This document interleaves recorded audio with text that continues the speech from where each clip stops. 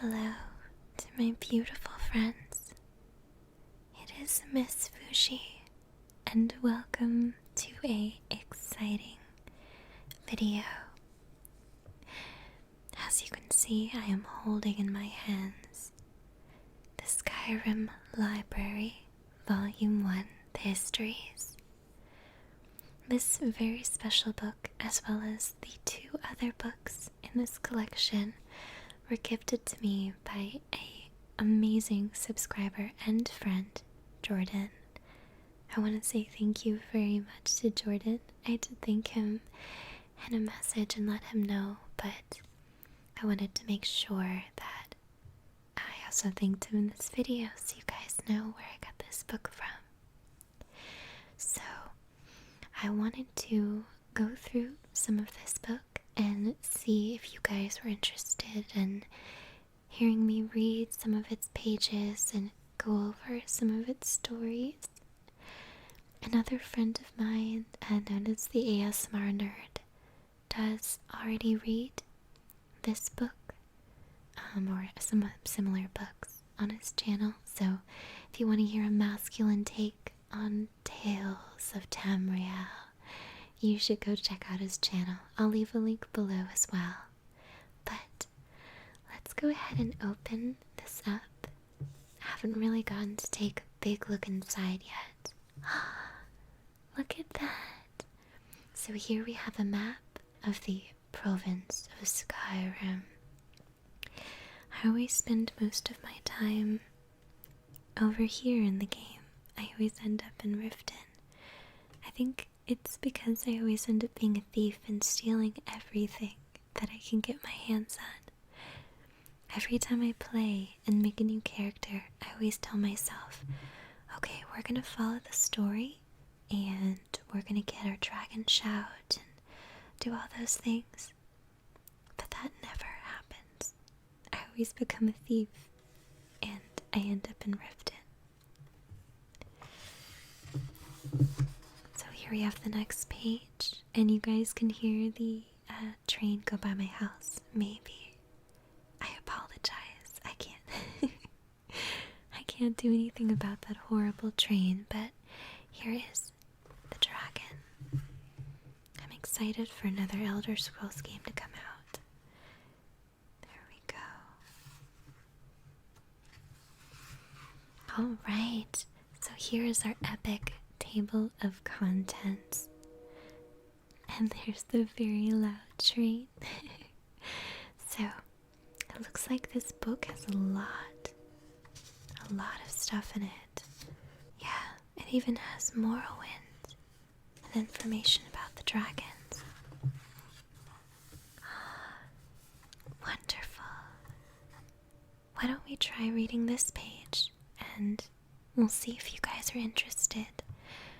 I really want to know how you'd like me to do this, whether you like me reading, a good bit of the book, or you'd rather me go through the pages and point to pictures, or whatever would make you happy. Please make sure you let me know. So, here we have a brief history of the Empire. Part 1. And apologize if I say anything incorrectly, because I definitely will. Before the rule of Tiber Septim, all Tamriel was in chaos. The poet Trasisis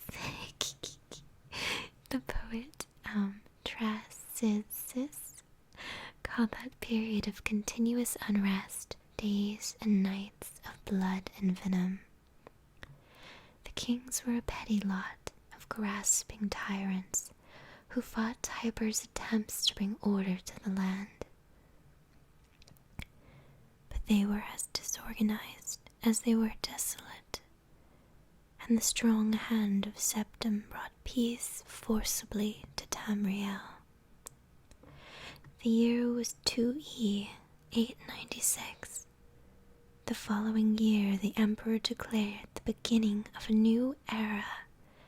Thus began the Third Era, year Ot.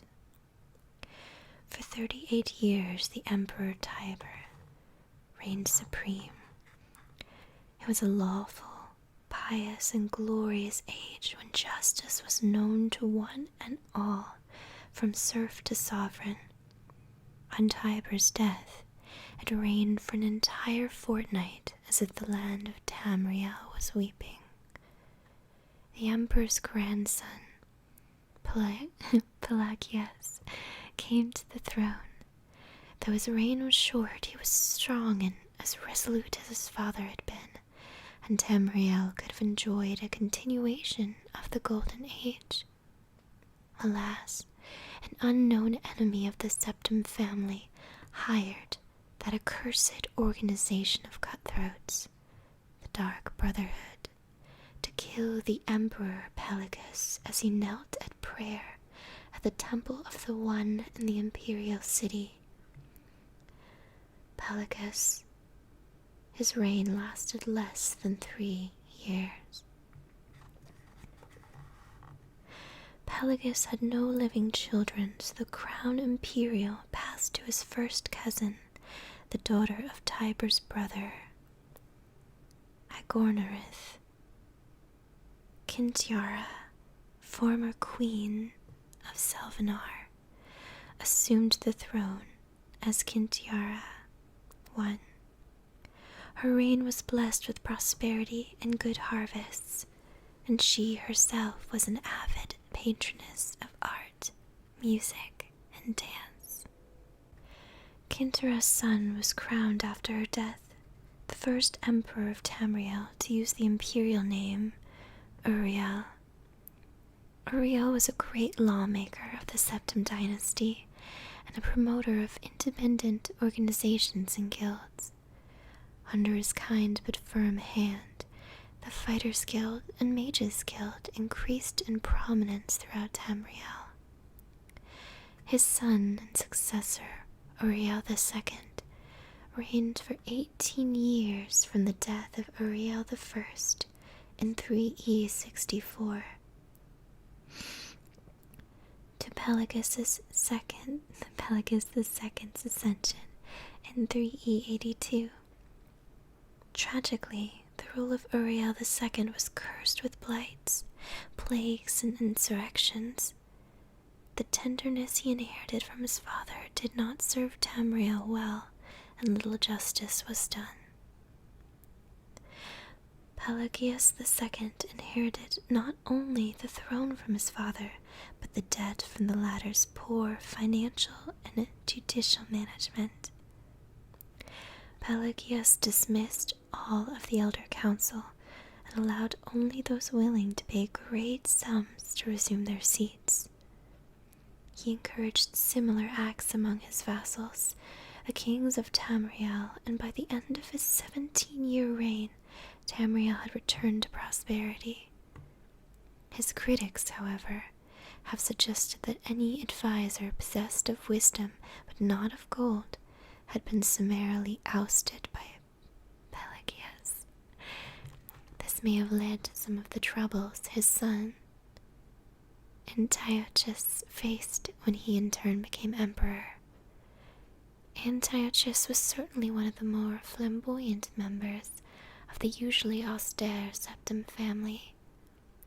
He had numerous mistresses and nearly as many wives, and was renowned for the grandeur of his dress and his high good humor. Unfortunately, his reign was rife with civil war, surpassing even that of his grandfather Uriel II.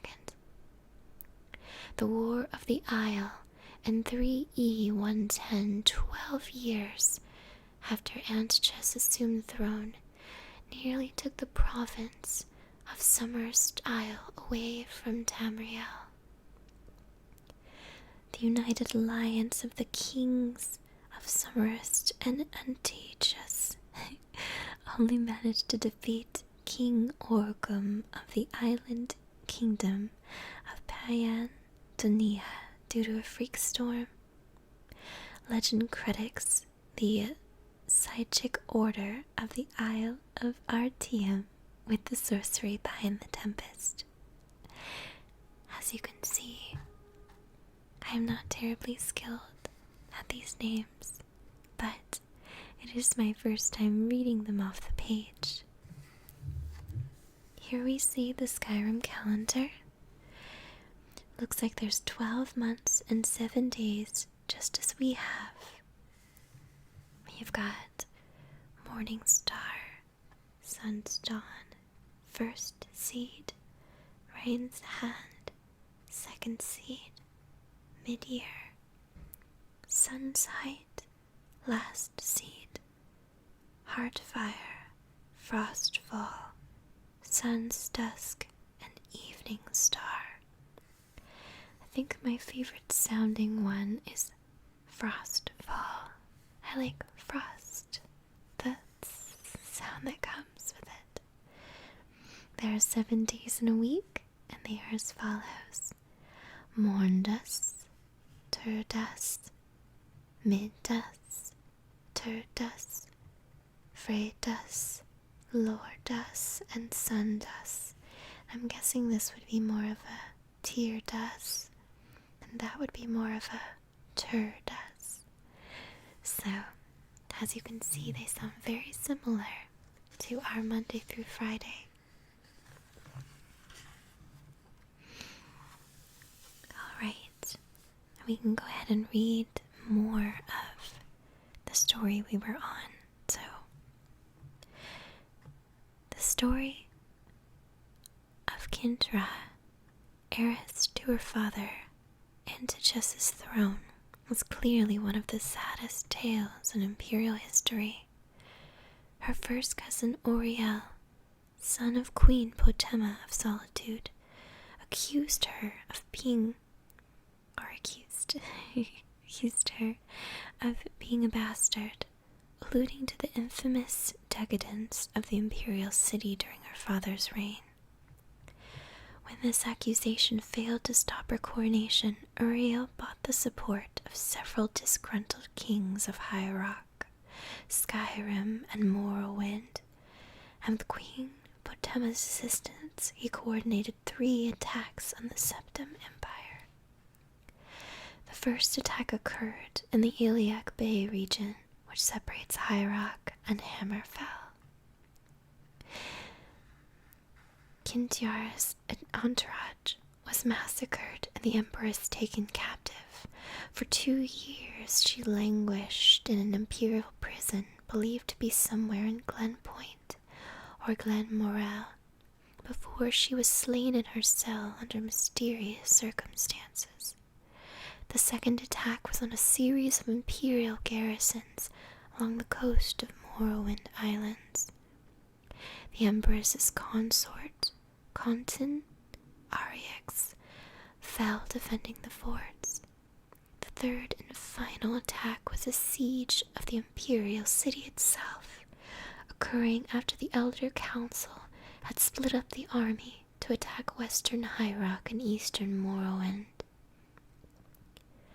The weakened government had little defense against Oriel's determined aggression, and capitulated after only a fortnight of resistance. Oriel took the throne, and that same evening proclaimed himself Oriel III, Emperor of Tamriel. The year was 3E 121. Thus began the War of the Red Diamond. Wonderful. So that's the story of the first part of Skyrim. What's interesting to me is, although these stories are, once created, it makes a lot of sense as if they were real kings and queens. These same things happen, which is very, very interesting to me. I think I'll go ahead and read part 2 of the story as well, since we're already here.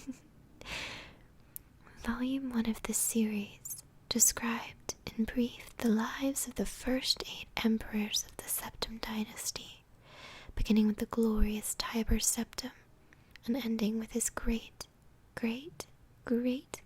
grandniece, Kintiara II, Kintiara's murder in Glenpoint, while in captivity, is considered by some to be the end of the pure strain of septum blood in the imperial family. Certainly it marks the end of something significant. Uriel III not only proclaimed himself Emperor of Tamriel, but also Uriel Septim III, taking the eminent surname as a title. In truth, his surname was Mantiarco from his father's line. In time, Uriel III was disposed and his crimes reviled, but the tradition of taking the name Septim as a title for the Emperor of Tamriel did not die with him. For 6 years, the War of the Red Diamond, which takes its name from the Septim family's famous badge, tore the empire apart. The combatants were the 3 surviving children of Pelagius II, Potema, Sepphoris, and Magnus, and their various offspring. Potema, of course, supported her son Uriel III, and had the combined support of all of Skyrim and northern Morrowind. With the efforts of Sepphoris and Magnus, however, the province of High Rock turned coat. The provinces of Hammerfell, Summerst Isle, and Valenwood, elsewhere in Black March, were divided in their loyalty, but most kings supported Sepphoris and Magnus. In 3E127, Uriel III was captured at the Battle of Ichidog in Hammerfell. En route to the trial in the imperial city, a mob overtook his prisoner's carriage and burned him alive with it. His captor and uncle continued on to the imperial city, and by common acclaim was proclaimed Sepphoris I, Emperor of Tamriel. Sepphoris' reign was marked by nothing but war. By all accounts, he was kind and an intelligent man, but what Tamriel needed was a great warrior. And he fortunately was that. It took an additional 10 years of constant warfare for him to defeat his sister Potema, the so-called Wolf Queen of Solitude, who died in the siege of her city-state in the year 137. Sepphoris survived his sister by only 3 years. He never had time during the war years to marry, so it was his brother, the 4th child of Pelagius II, who assumed the throne. The Emperor Magnus was already elderly when he took up the imperial diadem, and the business of punishing the traitorous kings of the War of the Red Diamond drained much of his remaining strength.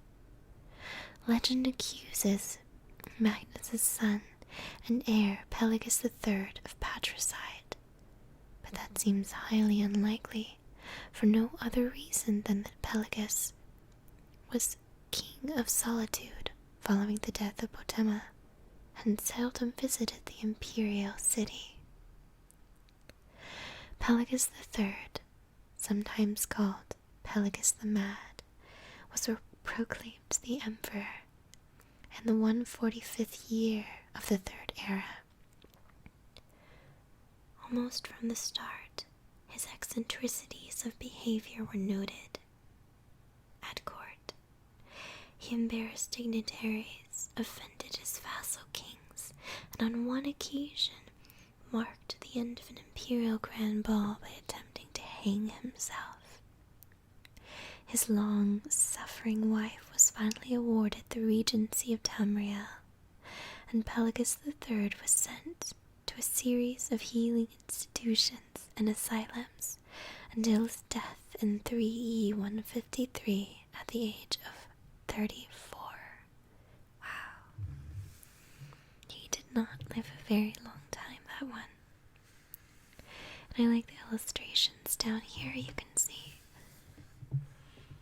up in the night doing like a muscle thing with his arms. That's really funny. although they're holding swords.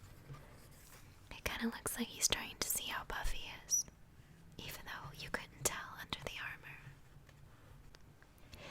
The Emperor's regent of Tamriel was proclaimed Empress Kataria the First upon the death of her husband. Some who do not mark the end of the Septim bloodline with the death of Kintyar II consider the ascendancy of this dark elf woman the true mark of its decline. Her defenders, on the other hand, assert that though Kataria was not descended from Tiber, the son she had with Pelagus was, so the imperial chain did continue. Despite racist assertions to the contrary, Kataria's 46-year reign was one of the most celebrated in Tamriel's history. Uncomfortable in the imperial city, Kataria traveled extensively through the empire, such as no emperor ever had since Tiber's day. She repaired much of the damage that previous emperors' broken alliances and bungled diplomacy created. The people of Tamriel came to love their emperors far more than the nobility did. Kataria's death and a minor skirmish in Black Marsh is a favorite subject of conspiracy-minded historians. The Sage. Montelius's discovery, for instance, of a disenfranchised branch of the Septim family and their involvement with the skirmish was a revelation indeed. When Consider assumed the throne upon the death of his mother, he was already middle-aged. Only half-elven, he aged like a Breton. In fact, he'd left the rule of Wayrest to his half-brother Oriel due to poor health. Nevertheless, as the only true blood relation of Pelagius and thus Tiber, he was pressed into accepting the throne. To no one's surprise, the Emperor Cassandra's reign did not last long. In 2 years he joined his predecessors in eternal slumber.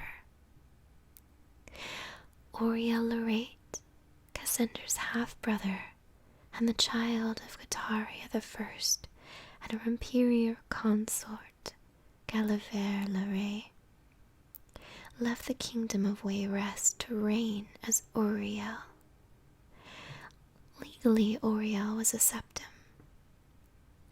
Cassandra had adopted him into the royal family when he had become king of Wayrest.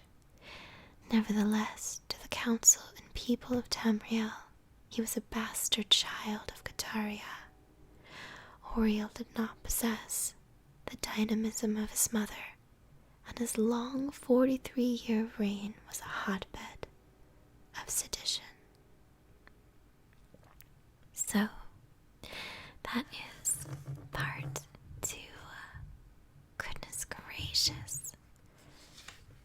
They must have a lot. Ooh, there's a part 4. Let's see.